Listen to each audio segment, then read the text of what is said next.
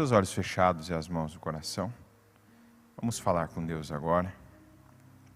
Senhor Jesus Cristo, muito obrigado, sempre muito obrigado pela vida. Obrigado por essa oportunidade que o Senhor nos dá, a oportunidade de ouvir a Tua voz, de estar no lugar onde a Tua palavra é pregada, na Tua casa, de fazer a Tua vontade, de dar condições ao Senhor. Quanto foi o tempo que nós passamos sem dar condições ao Senhor? A nossa vida simplesmente transcorria. Corria paralelamente a tantas coisas, meu Deus. Corria paralelamente à nossa vontade, à moda, às tendências, às notícias, às previsões do mundo, aos anseios das pessoas. Mas hoje nós estamos aqui na Tua casa, para que a nossa vida ande alinhada com a Tua vontade, para que nós estejamos, meu Deus, ligados ao Senhor, e que seja ela, a Tua vontade, que venha prevalecer na nossa vida, que não seja mais a nossa, que não seja mais o nosso estilo de vida, o nosso próprio estilo de vida, cheio de vaidade, de egoísmo, cheio de desejos carnais, mas que seja, meu Deus, a Tua vontade, o Senhor falando conosco, o Senhor nos conduzindo, o Senhor nos perdoando também, porque eu peço, nos perdoa pelos pecados que nós cometemos, cada um deles, cada atitude, cada palavra, cada pensamento que nós carregamos na nossa mente. Nos perdoa, Senhor, nos perdoa pelos nossos intentos, nossas intenções, aquilo que nos levou a fazer coisas boas, que o que apareceu às pessoas era bom, era algo agradável, algo interessante, mas o que veio, o que estava por trás, o que estava no nosso interior não era. Perdoa pelas palavras que nós falamos e já aprendemos a falar corretamente, a falar, meu Deus, como o Senhor fala. Já aprendemos a falar o que é certo, o que é bom, o que edifica, como também a pensar.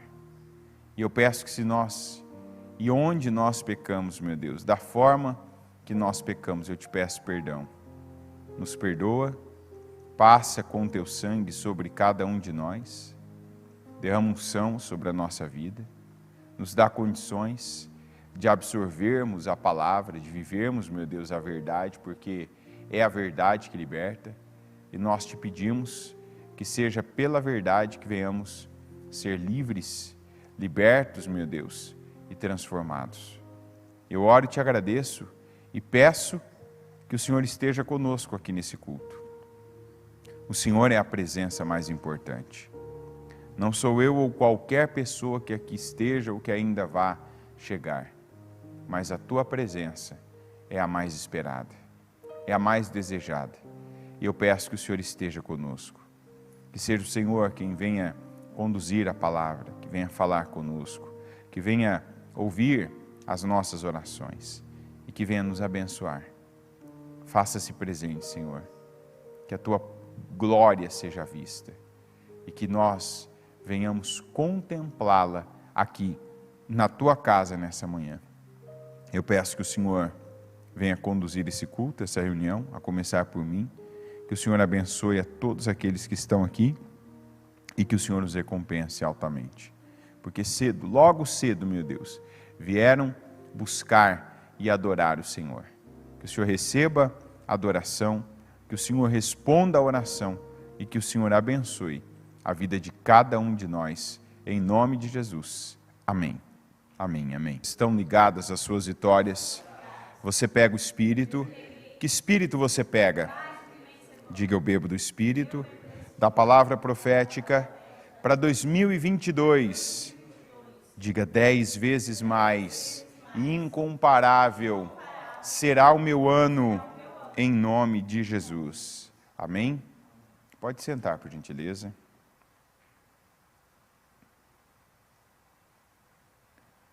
Ontem nós falamos dessa palavra que fala fala de problemas, né? Situações que a gente, claro, está tudo certo, não querer viver, né? Aliás, não deve ser um desejo, porém, é proposital.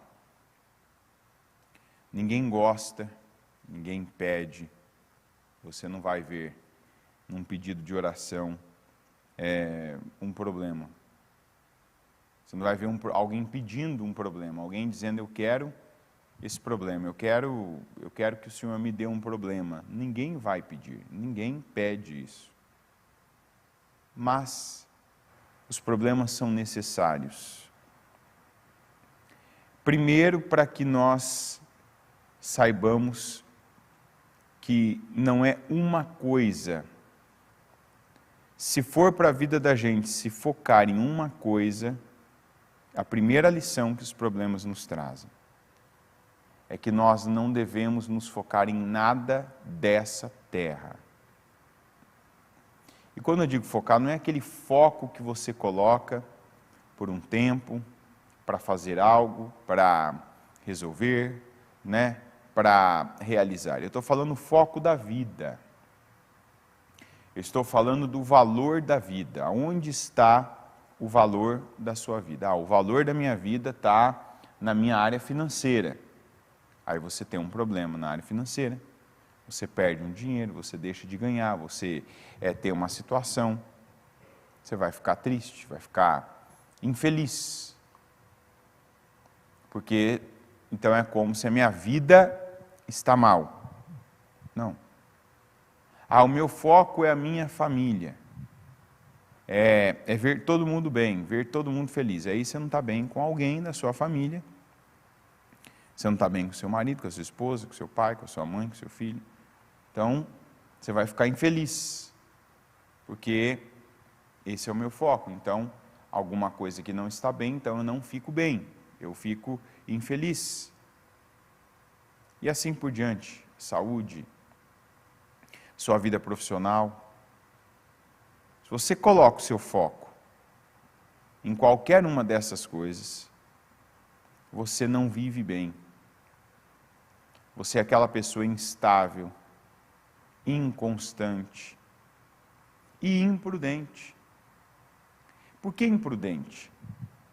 Porque tem gente que dorme e come conforme está o seu humor. Então, quando eu estou, ou a pessoa que está muito mal, ela come muito e desconta, né? Ela tenta, já que eu não estou tendo felicidade aqui nessa área, então eu vou me fazer feliz comendo e dando tudo o que o meu estômago está pedindo. Ou o contrário. Tem gente que quando não está bem, o que faz é também não comer. E aí alguns podiam dizer, então é bom, pelo menos a pessoa emagrece. Não. A gente tem que ter uma vida e não viver por uma questão de humor e deixar de fazer as coisas vitais para a nossa vida. E comer na medida certa, o que é bom, o que é certo, é vital. Não é prazer, não é luxo. Comer é vital, é necessidade básica de vida. A gente tem que comer, né? Como tem que respirar, como tem que beber água, como tem que dormir uma quantidade de horas por noite. O certo é dormir à noite, não de dia. Quando você para e olha, você vê que o corpo foi feito para o dia. E o sono foi feito para a noite. Então, são coisas que o equilíbrio delas nos mantém bem. Vão nos dar condição de vida, energia, saúde, estabilidade. Então, tem gente que quando qualquer área da vida não vai bem, ela desconta em outra. Né? E Jesus disse assim, em João 16:33, eu disse essas coisas para que em mim vocês tenham paz. Neste mundo vocês terão aflições. Contudo, tenham ânimo.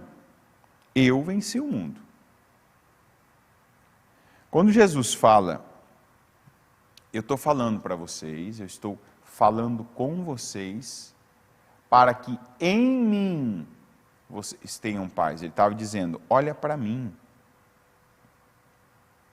Eu devo ser o foco da sua vida.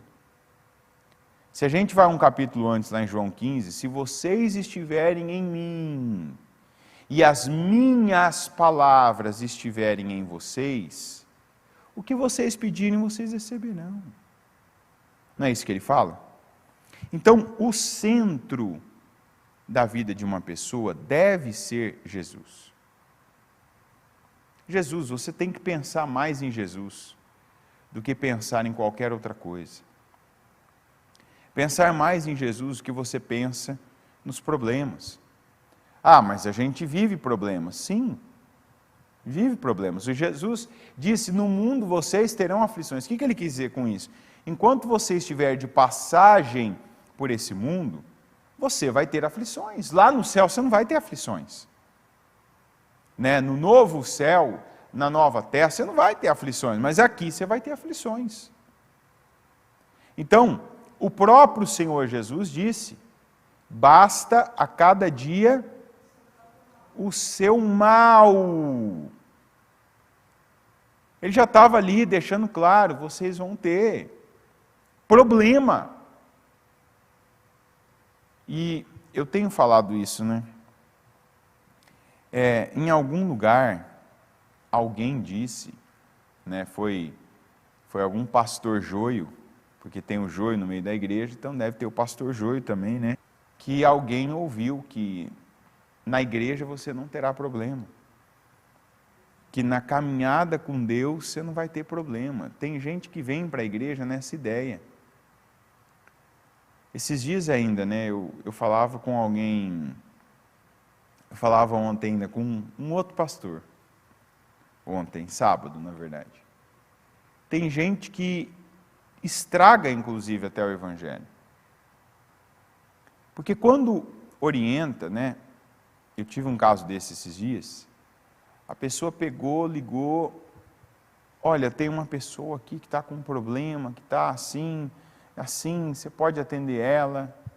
Eu falei, posso. Quando você pode atender ela? Eu falei, tal dia, tal horário, vou ter condições de atender e tal. E aí a pessoa manda alguém aqui, né? E quando a pessoa veio com essa ideia. A pessoa veio com a ideia de que eu, por exemplo, seria Deus. Porque eu ia fazer uma oração, ia dar um conselho, que uma trajetória errada de 20 e tantos anos seria mudada. Que os efeitos físicos seriam imediatamente anulados. E que a vida da pessoa dali para frente seria uma vida fácil, só por ela estar na igreja. Resultado, frustração. Porque aí quando você vai falar para a pessoa, mostrar para a pessoa, né, que agora tem um processo, teve um processo dela, né, trazer peso, maldição, né, dela trazer dor, dela trazer miséria para a vida dela, agora tem um processo dela trazer bênção, dela trazer paz, dela trazer, né, prosperidade. Ah não, mas eu achei que eu ia vir aqui, é igual Naamã, achei que eu ia vir aqui, ia fazer uma oração por mim, já ia sair daqui abençoado, tudo mudado, as coisas iam acontecer lá. Falei, não, isso não. Não, mas não dá para fazer uma oração? Falei, a oração dá. Falei, mas eu não vou te falar que essa oração vai mudar a sua vida, que ela não vai mudar. Ah, mas então eu vou orar para quê? Falei, não sei. Nem eu sei mais por que eu vou orar, porque sem fé está escrito que é impossível agradar a Deus. Se a tua fé, eu falei, se a tua fé está num homem, que um homem tem esse poder, eu falei assim, quem é esse homem? Eu falei, Jesus não tinha esse poder quando estava aqui, de orar e a vida da pessoa de pecado, e mudar completamente, ela parar de ter consequência, ela ficar boa, não. Tanto que ele disse, quando ele libertou pessoas, vai e não pecas mais. Não peques mais. Então, tem imagem que algumas pessoas têm de que elas não vão ter mais problema. Não estou nem dizendo nesse caso aqui só. Mas tem gente que imagina assim, eu vou um tempo na igreja e eu não vou mais ter os problemas que eu tinha antes.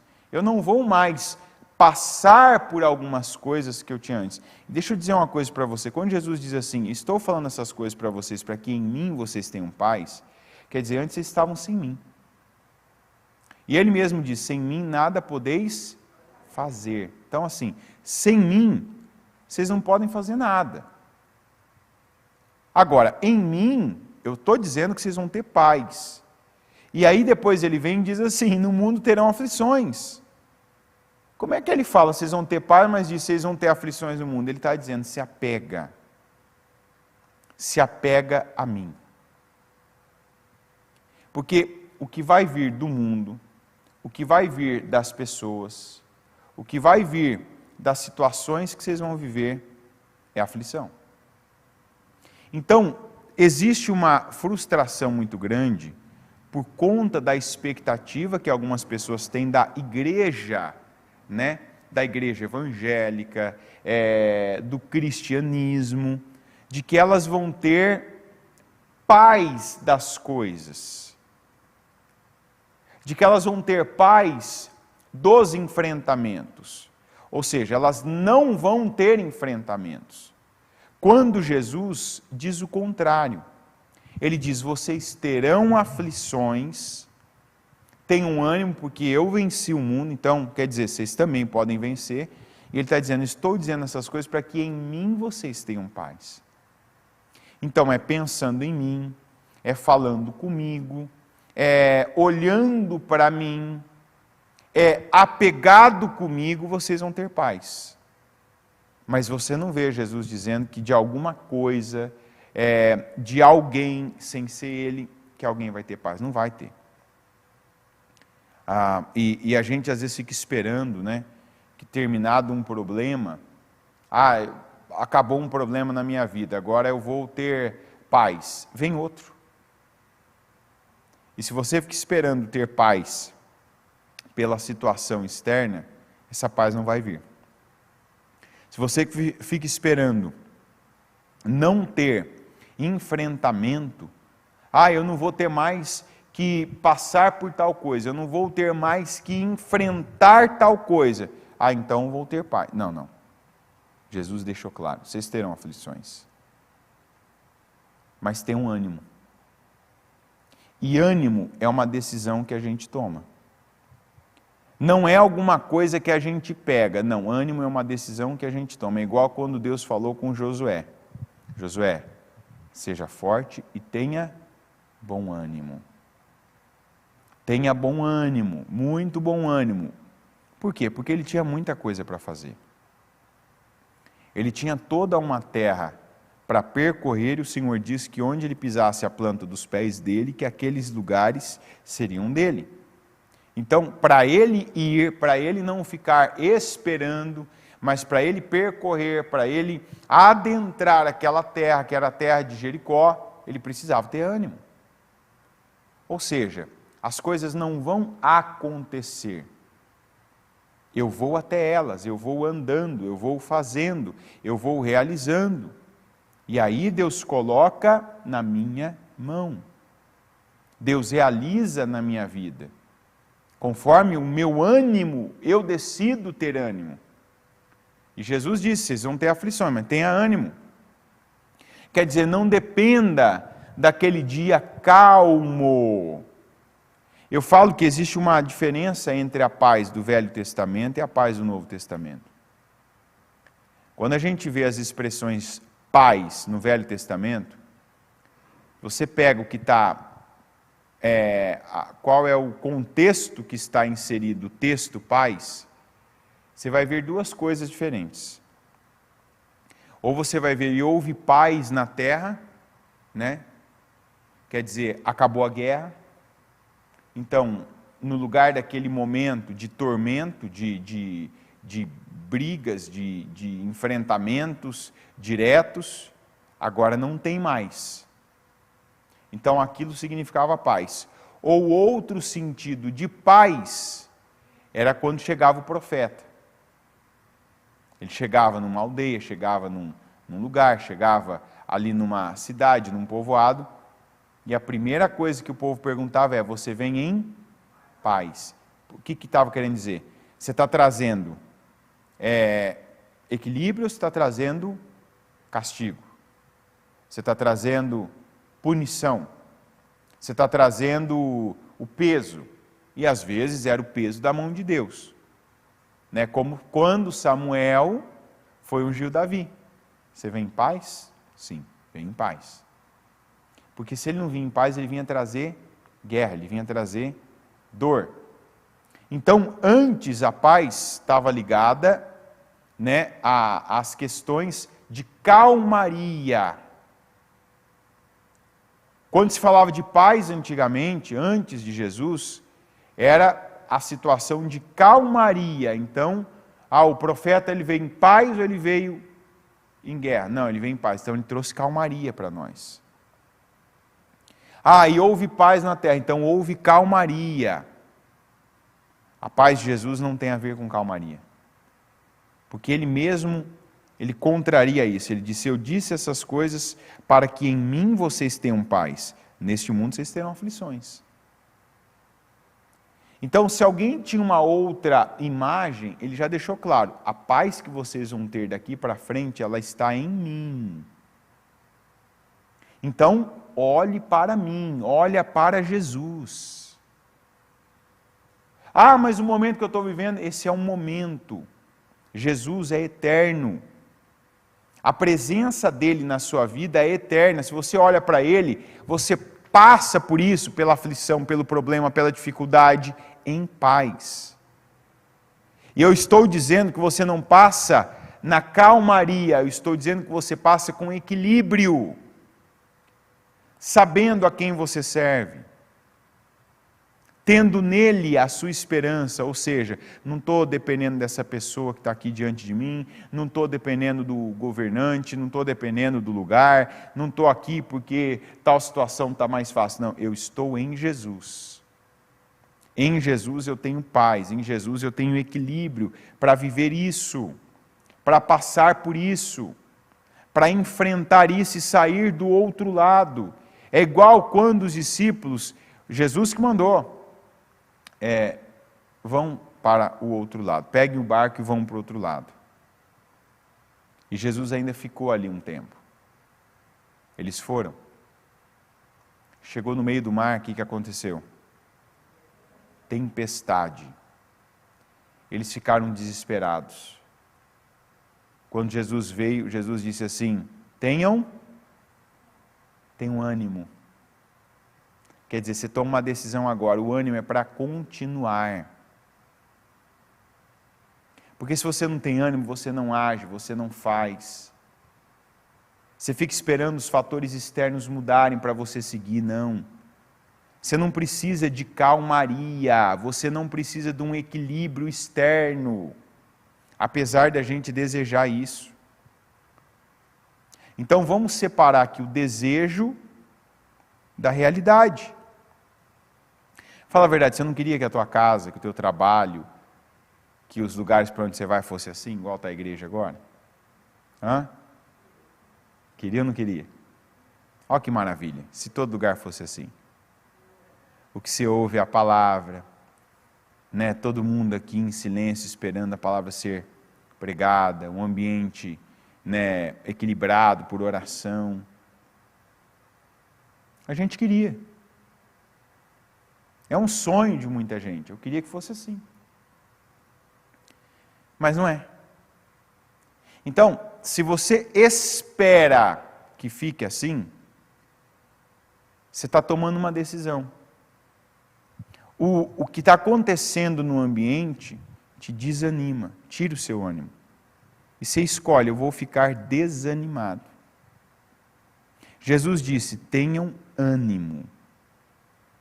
Então, eu não tenho ânimo porque o lugar que eu estou é igual à igreja. Eu tenho ânimo porque eu creio em Jesus. E eu faço da palavra dele a lei para a minha vida. Ele disse para eu ter ânimo.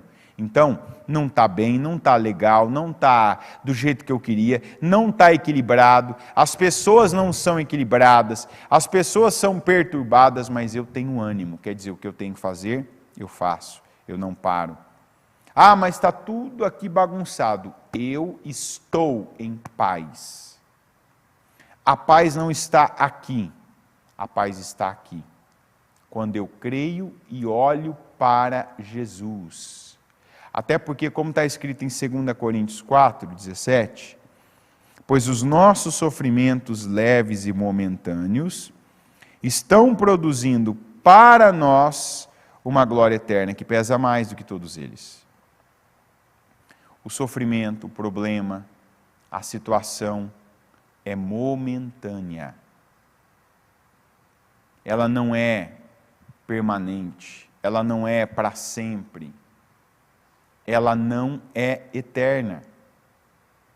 Aí tem gente que diz assim, ah, mas na minha vida parece que é. Eu vou dizer por quê? Porque você está pensando nisso, falando disso, e o que você faz é para isso. Reclamar, murmurar não faz o seu problema passar mais rápido. É igual eu falei ainda, você quer ter uma vida de qualidade? Não busque lugares e pessoas leves. Seja você a pessoa leve, no lugar que você está. Seja você a pessoa leve, perto de quem você está. Eu falava ontem ainda, né? Como que é difícil viver com uma pessoa que tudo que faz, reclama.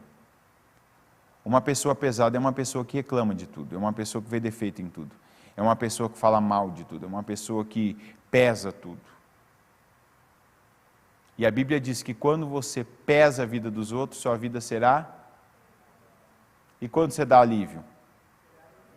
Só que às vezes a gente fica nesse imediatismo e nesse bairrismo, né? Que é assim, olha, eu estou dando alívio para você, então essa pessoa tem que dar alívio para mim. Não está escrito isso. Ah, mas eu dou alívio para aquela pessoa, por que ela não me dá alívio? Ela não tem a sua fé, ela não tem a sua vida, ela não tem a sua visão. Não espera alívio de uma pessoa, dê alívio. E espere que a palavra se cumpra. Ah, mas esse mais não está na Bíblia. Faz a sua parte. Tem alguém que Deus colocou no seu caminho? É o que eu falei. Deus, Ele nos molda de várias maneiras. Ele sabe o tipo de peça que a gente é. É ou não é verdade? Se você tem uma argila mole, o que o artesão precisa para mudar a argila mole? Com o que ele muda a argila mole? O artesão, está lá, argila mole. Com o que você consegue moldar a argila mole? Dedo, né? Você põe o dedo lá, aperta, fica apertado, não é assim? Você coloca na roda a argila mole, você põe a mão lá, você dá formato, é ou não é? Fala a verdade, a mão é macia, gostosa. É ou não é verdade? Você molda a argila com a mão. Você molda com a mão. Mas e se tiver que mudar o diamante? Alguém sabe aqui o que é usado para cortar ou para moldar um diamante? Hã? O pessoal está dando spoiler ali que estava no culto já. A única coisa que corta um diamante é outro diamante. Só que ele tem que ser um diamante mais duro do que o outro. Então vamos pensar assim. Às vezes você diz assim, porque na minha vida só tem gente difícil. Eu só lido com gente difícil. Está aí. Olha o elogio para você. Para moldar o diamante, Deus precisa do quê? De outro diamante. Olha que bênção. Aí talvez você está pensando, mas eu só lido com gente difícil. Só gente difícil cruza a minha vida. Então, se você fosse argila, talvez, né? Pessoas mais maleáveis cruzariam o seu caminho, mas como você é um diamante, Deus precisa de outro diamante, né? E pega isso com um olhar bom, hein? Pega com um olhar bom, porque a natureza nos mostra isso. Tem gente que vive falando, porque comigo só gente difícil, eu só lido com gente assim e tal. Deus usa cada ferramenta para cada ação que Ele faz. As pessoas são partes dessas aflições. As pessoas com quem nós convivemos são parte desses problemas que nós temos. E as pessoas são colocadas na nossa vida, são permitidas na nossa vida, sob medida. É a ferramenta certa que o artesão usa. Deus não usa diamante para moldar argila mole. Deus não usa o diamante para moldar o barro. Ele só usa diamante quando ele tem que lidar com um diamante, né, que está duro, que ele precisa fazer ali aquela ponta baulada, né, então vai precisar de outro diamante pontiagudo para fazer aquela curva, aquela borda, né? Se ele precisa fazer uma fenda, vai ser aquele diamante, né, com aquela fenda positiva, e assim vai. Só que a Bíblia está nos mostrando que os nossos sofrimentos, eles são leves e momentâneos. Para produzir, diga causar, diga fazer em mim uma glória eterna. Os sofrimentos que estão fora, que vêm de fora, as tais das aflições que Jesus diz, elas vêm e são leves. No meu caso não é leve. Para de falar assim.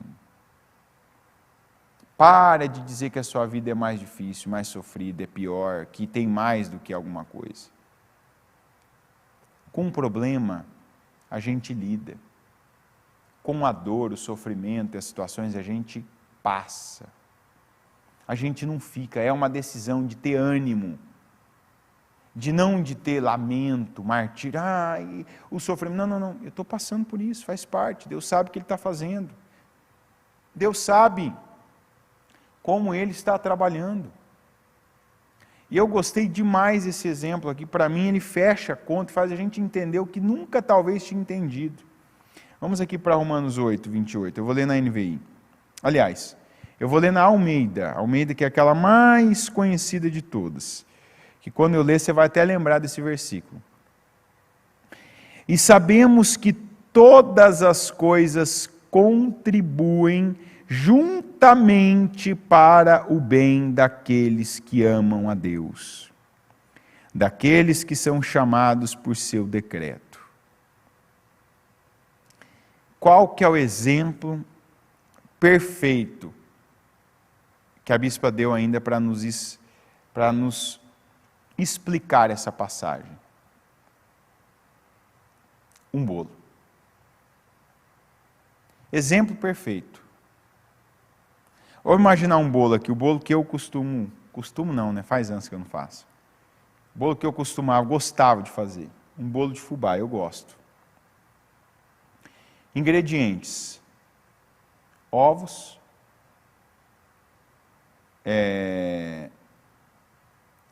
farinha, açúcar,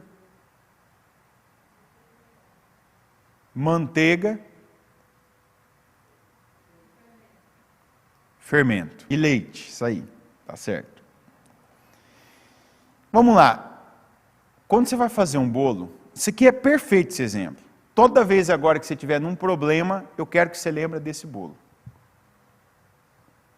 Você vai lembrar desse bolo. Se a gente for pegar cada ingrediente, tirando o leite, para quem toma leite ainda, dá para você degustar sozinho. Mas, se a gente fosse degustar cada um sozinho, fala a verdade, do jeito que é in natura ali, não dá. Imagina você comendo o fubá. É bom? Não. Farinha de trigo, você pegando, imagina você, aquele pozinho tão fino, você pegando ele e ingerindo, não dá. A própria açúcar, não dá para você comer açúcar, né? Fermento, e os ovos crus também, que não é nada agradável. Mas é o que está escrito no versículo. O problema, quando a gente está numa situação, é que a gente olha para ela isoladamente. Então a gente sente demais ela, a gente sofre por ela. Porque é como se a gente tentasse comer cada ingrediente separado e quisesse ter o sabor ou o resultado do bolo. Está entendendo? Não adianta você separar esses ingredientes e ir comendo um de cada vez. Quem que faz isso? Que vai pegando fubá, farinha, açúcar. Você não vai fazer isso. Como é que é feito o bolo? Você vai pegar todos eles, misturar todos eles na medida certa, da forma certa, e depois você vai ainda... O que depois se faz com o bolo? Assa! Oh, beleza, né? Porque vamos falar a verdade. Tem um e outro que ainda gosta daquela massinha, né? Mas você não vai comer uma assadeira daquela massinha. O máximo que você faz ali é pegar e, pega ali o experimento para ver se está bom gosto. Mas você quer o bolo assado e no ponto. Não é um assadinho de 5 minutos, não. Você não quer ele também, embatumado. Você não quer ele assim, você quer ele assado, inteiro. Mas primeiro ele é misturado. Como está escrito aqui, eu vou repetir. E sabemos que todas as coisas contribuem juntamente para o bem daqueles que amam a Deus. Então, esse é um entendimento que muita gente não tem. E aí pega o problema, pega o teste do momento isolado, e tenta entender, mas por que isso? Por que eu estou passando por isso? Não, Deus não está olhando para esse problema, Deus não está olhando para esse teste, para essa situação, para essa dificuldade. Deus está trabalhando para assar esse bolo. Para pegar tudo isso, cada uma dessas coisas, esses ingredientes que você precisa, na dose, na medida e no tempo certo. E eles todos juntos, ou seja, tem ingrediente que já foi acrescentado ao nosso bolo, que é aquele que vai nos levar à glória eterna. Tem ingrediente que já foi colocado, inserido, batido, tem ingrediente que não. Só que nós somos imediatistas. A nossa vida caminha cada dia mais para o imediatismo. Não, por que isso? Opa, peraí, Deus sabe o que Ele está fazendo. Deus sabe por que eu estou vivendo isso. Então eu devo olhar para Ele, pegar, reter a paz e ter ânimo, tomar a decisão certa para cada dia. Diga nessa segunda, eu pego a paz e eu decido ter ânimo. É isso que você precisa a cada dia. Em Jesus, eu pego a paz, quer dizer, eu olho para Ele. Eu não olho para o meu marido, para a minha esposa, para o meu amigo, eu não olho para o presidente, para o prefeito, para o governador, que hora é um, daqui a pouco é outro, vai mudando, Cada hora é um diferente. Eu não olho para a notícia, eu não olho para alguém que de repente até eu me frustrei, coloquei uma expectativa em cima dessa pessoa. Não, é como Jesus disse, eu estou falando essas coisas para que em mim vocês têm que entender qual é a fonte de paz. E ali Jesus estava estabelecendo uma mudança, como tantas outras aconteceu a partir dele. Antes paz vinha de calmaria, ausência de guerra, de briga, de enfrentamento, agora paz não tem a ver com calmaria. Paz é o estado em que se encontra o seu espírito de vida. Então eu pego a paz com Jesus aqui agora nesse culto, começo o meu dia em paz e eu decido ter ânimo. E vamos para o ingrediente do bolo que é o de hoje. Eu não sei qual é, mas Deus sabe o que faz. Deus sabe a dose que Ele faz, Deus sabe como Ele faz. E a Bíblia diz que seja o que for, que parece, e às vezes até causa sim um sofrimento, é leve e momentâneo, para produzir uma glória eterna. E é nisso que nós temos que nos apegar. Amém? Coloque-se em pé, por gentileza. Com seus olhos fechados. E as mãos no seu coração. Toma essa decisão e já se apega. Se apega em Jesus.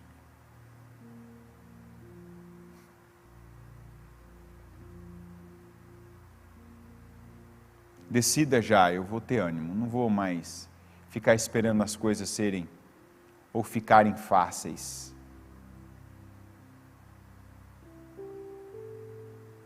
Eu vou, eu faço, eu enfrento, eu realizo.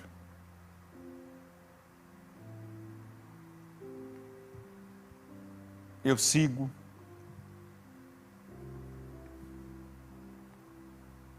É o que Jesus disse, tenham ânimo. E esteja, fique, permaneça em paz. Não permita que o momento tire, roube a sua paz. Que o momento leve embora a sua paz.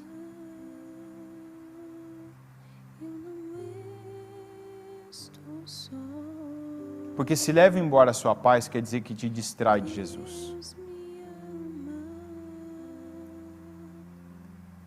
É uma maneira de você deixar de crer nele para crer em alguém, em alguma coisa.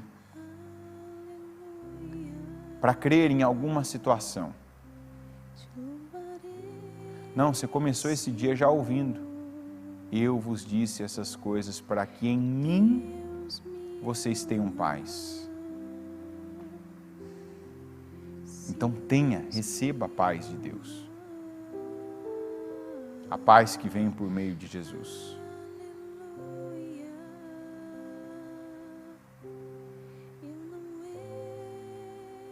A paz que Jesus dá. A paz que Ele deixa.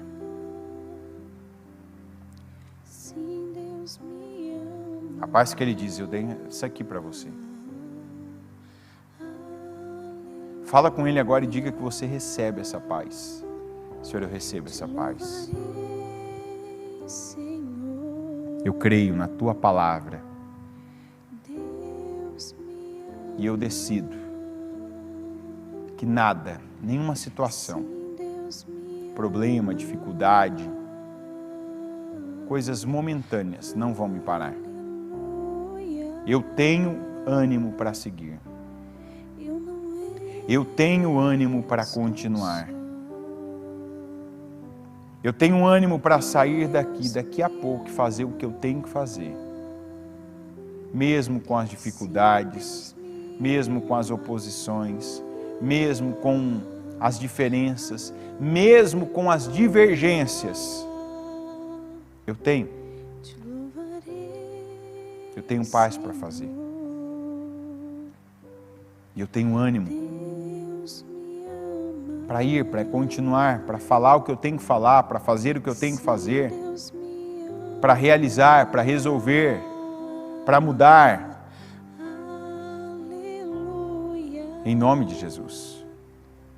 Senhor, eu oro agora e te peço que cada um aqui receba essa paz. Não é apenas uma frase que o Senhor disse há tantos anos atrás, é uma verdade. A paz que o Senhor disse, eu disse essas coisas para que vocês em mim tenham paz. É uma realidade. Uma realidade que eu não abro mão, Senhor.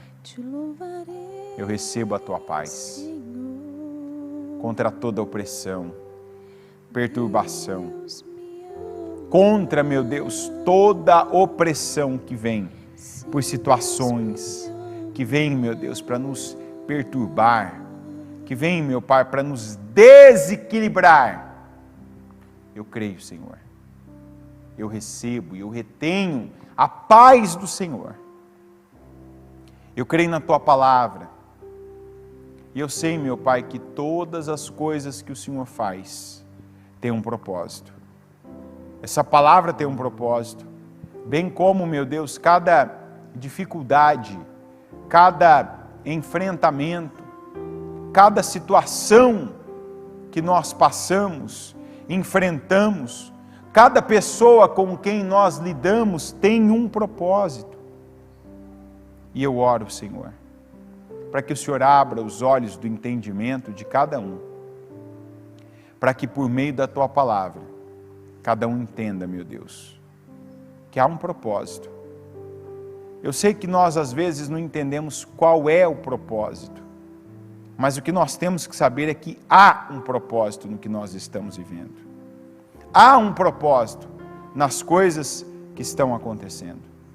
Há um propósito, meu Deus, nas pessoas que estão diante de nós. Há um propósito, meu Pai, no momento que nós estamos vivendo. Ainda que nós não saibamos qual, há um propósito. E eu peço que o teu propósito se cumpra. Que a tua palavra venha até nós e que ela se cumpra. Que o Senhor nos faça ver aquilo que ainda não vimos. Que o Senhor nos leve, meu Deus, a ter esse ânimo que o Senhor diz. Tenham ânimo para não parar, para não se deter em algum sentimento, para não se deter, meu Deus, na falta da confirmação do que se esperava ver em alguém, receber de algum lugar, meu Pai. Que o nosso ânimo venha apenas da palavra que o Senhor disse. Tenham ânimo. E eu declaro, meu Deus, que eu tenho ânimo e que o teu povo tem ânimo para cada atitude, para cada passo, para cada ação, para cada resistência, principalmente contra o diabo. Que o Senhor nos manda, resistam ao diabo e ele fugirá de vocês. O diabo não para, de forma que se nós pararmos, meu Deus, ele nos vence. E eu peço que o Senhor nos fortaleça. Eu peço que o Senhor dê a cada um essa visão. E que saia daqui, meu Deus, pessoas melhores do que entraram. Pessoas decididas a terem ânimo. Pessoas, meu Deus, que retêm a tua paz. E que não mais permitirão que nada as roube, que nada as desvie do teu caminho. Que nada, Senhor, tire elas da tua vontade. De viverem, meu Pai, e realizarem a tua vontade. Esteja conosco, Senhor. Eu oro para que cada área da vida do teu povo seja abençoada.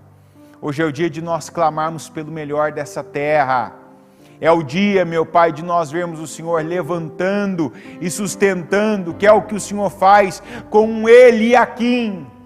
E eu peço, Senhor, coloca a tua mão nessa área que essa pessoa ora agora, pede, apresenta ao Senhor, que ela entrega nas tuas mãos, para que o Senhor administre, para que o Senhor conduza, para que o Senhor, meu Pai, proteja, para que o Senhor, meu Pai, aumente, para que o Senhor eleve.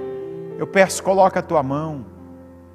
Nós sabemos, meu Deus, que há aflições, mas nós entregamos cada uma das nossas situações, cada área da nossa vida, inclusive, meu Deus, a área financeira, para que o Senhor, meu Deus, nos proteja, meu Deus, de tudo que está falando aí fora, de situações, dessa volatilidade que muita gente perde, que muita gente ganha. Não, meu Deus, nós não dependemos da economia, nós dependemos do Senhor. E eu oro para que a tua bênção se instale na vida do teu povo, o teu povo que tem te buscado, que tem te servido, que tem feito a tua vontade, que receba do Senhor, meu Deus, a marca que faz a diferença, E está escrito, então vereis outra vez a diferença do justo para o ímpio, do que me serve para o que não me serve. Que o Senhor abençoe, que o Senhor, meu Deus, eleve, que o Senhor promova, que o Senhor, meu Pai, unja essa mente, dê sabedoria, que o Senhor unja essas mãos, para que cada obra, para que cada realização seja ímpar, seja diferenciada e que principalmente tenha a Tua bênção. Eu declaro, meu Pai, a prosperidade na vida do Teu povo. Eu oro para que o Teu povo, meu Deus, veja no Senhor e receba do Senhor a solução para cada situação que tem vivido. E que passe por todas elas com uma boa atitude, em paz, com ânimo, meu Deus, e contando com a Tua ajuda. Vivendo, meu Deus, a cada momento a Tua bênção. E vendo a diferença que há na vida do justo para a vida do ímpio. Eu declaro, meu Pai, bênção, eu declaro unção, e eu abençoo a vida de cada um aqui nessa manhã, em nome de Jesus. Amém. Amém